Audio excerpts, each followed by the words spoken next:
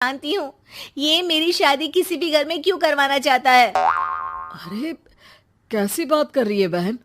तूने तो देखा ना, लड़के को मैंने ही मना कर दिया तुझसे शादी के लिए।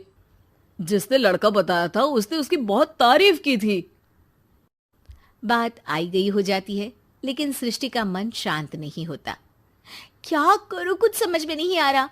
मेरी शादी हो गई तो ये लोग पूरी प्रॉपर्टी शीनू के नाम कर देंगे। मेरे हाथ तो कुछ लगेगा ही नहीं। तभी सृष्टि को आइडिया आता है। वो किसी वकील को फोन करती है।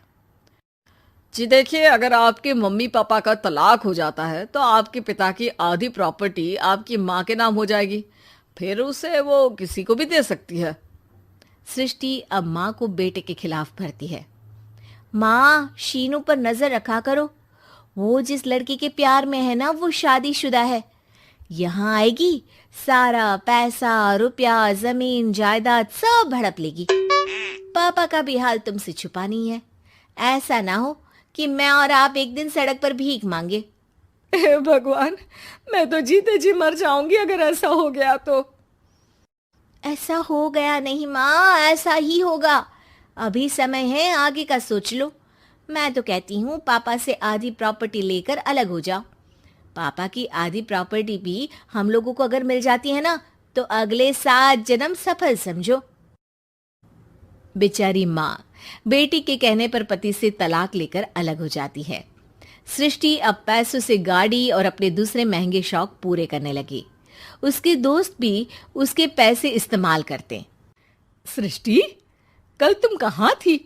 मैं सारा दिन घर पर अकेली थी। तो मैं क्या करूं?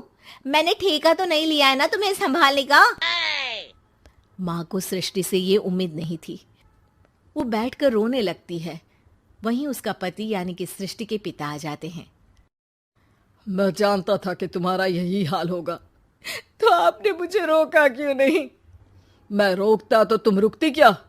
सृष्टि के कहने पर तुमने मुझ पर अपने बेटे पर शक किया, लेकिन तुम ये भूल गई कि कैसे हम दोनों ने मिलकर जीवन में इतना सब खड़ा किया। माँ पति के गले लग जाती है। मुझे माफ कर दीजिए, मैंने आपकी कमाई का एक बड़ा हिस्सा गवा दिया।